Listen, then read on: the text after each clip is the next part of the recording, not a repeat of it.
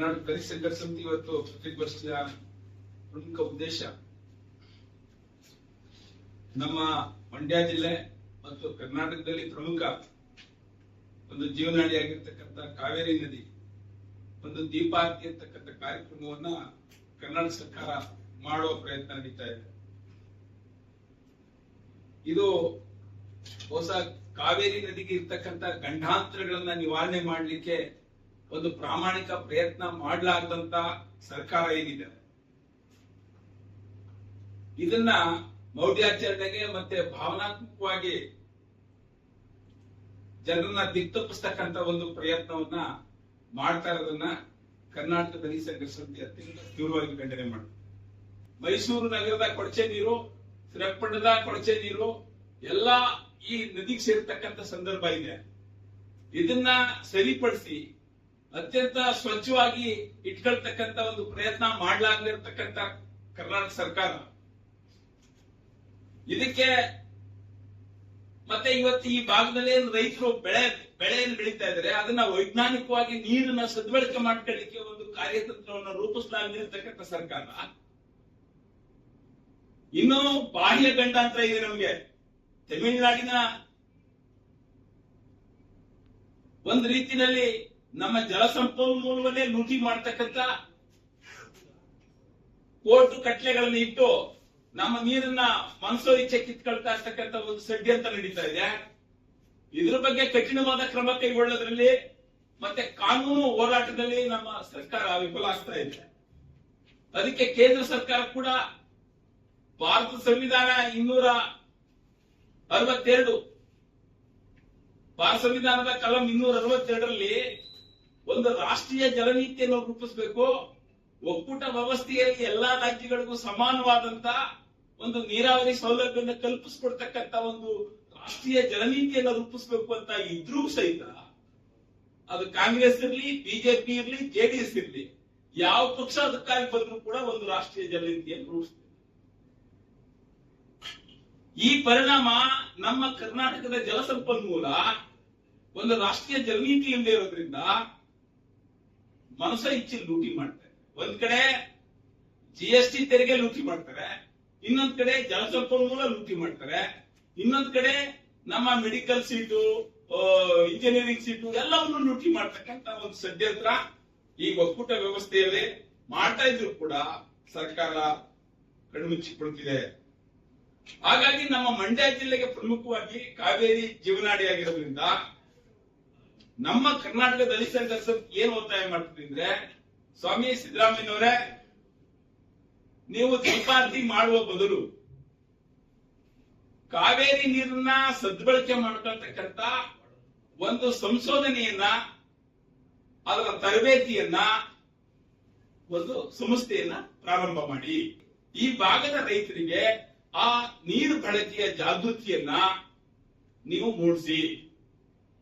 ಮತ್ತೆ ಏನು ಇವತ್ತು ಕೊಳಚೆ ನೀರು ಬೀಳ್ತಾ ಇದೆ, ನಗರ ಪ್ರದೇಶದ ಕೊಳಚೆ ನೀರು ಬಂದು ಕಾವೇರಿ ನದಿ ಮಲಿನಗೊಳ್ತಾ ಇದೆ, ಆ ಕಾವೇರಿ ನೀರನ್ನ ಶುದ್ಧವಾಗಿ ಇಟ್ಕೊಳ್ಳಿಕ್ಕೆ ಒಂದು ವೈಜ್ಞಾನಿಕವಾದಂತ ಕಾಮಗಾರಿಗಳನ್ನ ನೀವು ಮಾಡಿ. ನಮ್ಮ ಮಂಡ್ಯ ಜಿಲ್ಲಾ ಉಸ್ತುವಾರಿ ಮಂತ್ರಿಗಳಲ್ಲೂ ನಾನು ಮನವಿ ಮಾಡ್ತಾ ಇದ್ದೀನಿ, ಮಂಡ್ಯ ಜಿಲ್ಲಾ ಅಧಿಕಾರಿಗಳಲ್ಲಿ ಮನವಿ ಮಾಡ್ತಾ ಇದ್ದೀನಿ. ಕಾವೇರಿ ನೀರು ಕಲುಷಿತಗೊಳ್ತಾ ಇದೆ,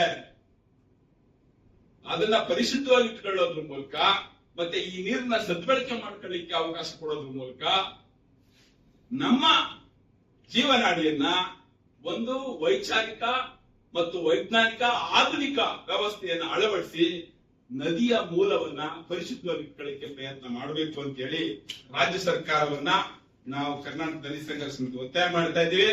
ನೀವು ಈ ದೀಪಾರತಿ ಮಾಡಿ ನೀರಿಲ್ಲ ಕೊನೆಗೆ ತೀರ್ಥ ಕೊಡೋ ಪ್ರಯತ್ನ ಮಾಡುವ ಈ ಬಂಡತನವನ್ನ ರಾಜ್ಯ ಸರ್ಕಾರ ಕೈ ಬಿಡಬೇಕು ಅಂತೇಳಿ ನಾನು ಒತ್ತಾಯ ಮಾಡ್ತಾ ಇದ್ದೀನಿ. ನಾನು ಕ್ವಶನ್ ಮಾಡ್ತಿರೋದೇನೋ, ನೀವು ಮಾಡಬೇಕಾದ ಕೆಲಸ ಬಿಟ್ಟು ಬೇರೆ ಕೆಲಸಕ್ಕೆ ಆದ್ಯತೆ ಕೊಡ್ತಾ ಇದ್ದೀರಿ ಅಂತ ಹೇಳ್ತಾ ಇದ್ದೀನಿ. ಮತ್ತೆ ಹೇಳ್ತೀನಿ ನಾನು, ನೀವು ಮಾಡ್ಬೇಕಾದ ಕೆಲಸಕ್ಕೆ ಆದ್ಯತೆ ಕೊಡ್ತೇನೆ, ನೀವು ಹೋಗಿ ಬೇರೆ ಬೇರೆ ಕೆಲಸಕ್ಕೆ ಅವಕಾಶ ಕೊಡೋದು ಪ್ರಯೋಜನ ಇಲ್ಲ. ಈಗ ಚಾಮುಂಡಿ ಪೂಜೆ ಮಾಡ್ತಾರೆ, ನಾವು ಬೇಡ ಅಂತೀವ? ಬೇಡ ಅಂತ ಅದು ಅವರು ಮೌಢ್ಯಾಚರಣೆಗೆ ಅವಕಾಶ ಕೊಡೋದ್ಕಿಂತ ವೈಚಾರಿಕ ಸ್ಪರ್ಶ ಕೊಡಿ ಅಂತ ಹೇಳ್ತಾ ಇದ್ದೀವಿ. ಪೂಜೆ ಮಾಡೋದು ಈ ನಾಡಿಗೆ ಬೇಕಿರೋದು ವೈಚಾರಿಕ ಮತ್ತು ವೈಜ್ಞಾನಿಕ ಸ್ಪರ್ಶ. ಅದನ್ನ ಕೊಟ್ರೆ ಜನ ಅಭಿವೃದ್ಧಿ ಆಗುತ್ತೆ, ದೇಶ ಪ್ರಗತಿ ಆಗುತ್ತೆ, ರಾಜ್ಯ ಪ್ರಗತಿ ಆಗುತ್ತೆ. ಆ ಕಡೆಗೆ ಗಮನ ಕೊಡಿ ಮಾನ್ಯ ಮಂತ್ರಿಗಳೇ, ಮುಖ್ಯಮಂತ್ರಿಗಳೇ ಅನ್ನೋದೇ ನಮ್ಮ ಒತ್ತಾಯ. ಅದು ವೈಯಕ್ತಿಕವಾದ ವಿಚಾರ, ನನ್ನ ನಿಮ್ಮ ವೈಯಕ್ತಿಕ ವಿಚಾರ. ನೀವು ಪೂಜೆ ಮಾಡೋದು ನಿಮ್ ಬೇಡ ಅನ್ನೋದು ನಮ್ಗೇನಿದೆ. ಸರ್ಕಾರ ಯಾವ್ದು ಆದ್ಯತೆ ಕೊಡ್ಬೇಕು ಅದು ಮುಖ್ಯ. ಆದ್ಯತೆ ಕೊಡಿ. ನಾನು ವೈಯಕ್ತಿಕವಾಗಿ ಹೇಳ್ತೀನಿ, ಪೂಜೆನೂ ವಿರೋಧ ಮಾಡ್ತೀನಿ. ನಾನು ವೈಯಕ್ತಿಕವಾಗಿ ಪೂಜೆನೂ ವಿರೋಧ ಮಾಡ್ತೀನಿ. ಒಂದು ಸರ್ಕಾರ ಯಾವ ಆದ್ಯತೆ ಕೊಡ್ಬೇಕು ಅಂತ ಚಿಂತನೆ ಮಾಡುದು ಅದು ಮುಖ್ಯ. ಭಾವನೆ ಅಂತಲ್ಲ. ನೋಡಿ ಸರ್, ಕಾವೇರಿ ಆರತಿ ಯಾವತ್ತೂ ಮಾಡ್ತಿರ್ಲಿಲ್ಲ. ಸುಮ್ಮನೆ ಜನರಿಗೆ ಪೂಜೆ ಪುನಸ್ಕಾರ ಈ ಮೌಢ್ಯಾಚರಣೆಗಳಿದ್ದಾವಲ್ಲ ಅವನ್ನ ಸರ್ಕಾರ ಅದನ್ನ ಆದ್ಯತೆ ಮೇಲೆ ಕಂಟ್ರೋಲ್ ಮಾಡಿ ವೈಚಾರಿಕ ಸ್ಪರ್ಶ ನೀಡಬೇಕು. ಆ ಮೂಲಕ ನದಿ ಪವಿತ್ರವನ್ನು ಉಳಿಸ್ಕೋಬೇಕು ಅಂತ ನನ್ನ ಅಭಿಪ್ರಾಯ. ಯಾವ ಧರ್ಮೀಯರಿಗೂ ತೊಂದರೆ ಆಗುದಿಲ್ಲ ಅವರು ದೀಪಾರತಿ ಮಾಡೋದ್ರಿಂದ. ಆದ್ರೆ ನೀವು ಕೋಟ್ಯಾನುಕೋಟಿನ ಸರ್ಕಾರದ ತೆರಿಗೆಯನ್ನ ಖರ್ಚು ಮಾಡಿ ನೀವು ಕೊಡಬೇಕಾದಂತ ಕಾಮಗಾರಿಗಳಿಗೆ ಆದ್ಯತೆಗಳು ಕೊಡದೇನೆ ಅದನ್ನ ಮೌಢ್ಯಾಚರಣೆಗೆ ಅಥವಾ ಅನುದಾನೀಕರಣೆಗೆ ವರ್ಗಾಯಿಸ್ತಾ ಇರ್ತಕ್ಕಂಥದ್ದು ಸರಿಯಾದ ಕ್ರಮ ಅಲ್ಲ ಅನ್ನೋದಷ್ಟೇ ನನ್ನ ಅಭಿಪ್ರಾಯ.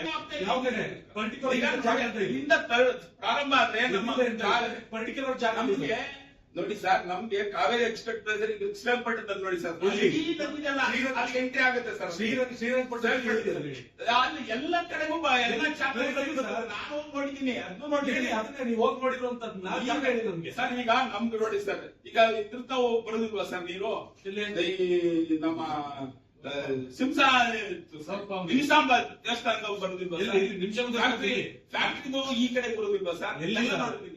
ಹಂಗಾಗಿ ಹೇಳ್ತೀನಿ ಕೇಳಿ, ನಿಮ್ ನಿಮಿಷಾಂಬದ ಹತ್ರ ಅವತ್ತ ಒಪ್ಕೊಳ್ತೀವಿ. ಎಲ್ಲಾ ಸಂಘಟನೆಗಳು 3 ವರ್ಷದ ಹಿಂದೆನೆ ಜಿಲ್ಲಾಧಿಕಾರಿಗಳಿಗೆ ಇದನ್ನ ಸರಿಪಡಿಸಿ ಅಂತೇಳಿ ಮನವಿ ಕೊಟ್ಟಿದ್ದೀವಿ. ನಾವೇನ್ ಸುಮ್ಮನೆ ಮಾಧ್ಯಮದವರು ಅದ್ರ ಬಗ್ಗೆ ಬೆಳಚೆಲ್ಲವರೆಗೂ ನಾವು ಹೋಗಿದ್ದು ಸತ್ಯ. ಅದ್ರಲ್ಲೇನ್ ಎರಡು ಮಾತಿಲ್ಲ. ನೀವು ಬರ್ದ ಮೇಲೆನೆ ನಾವು ಹೋಗಿದ್ದು, ಅದು ಸತ್ಯ.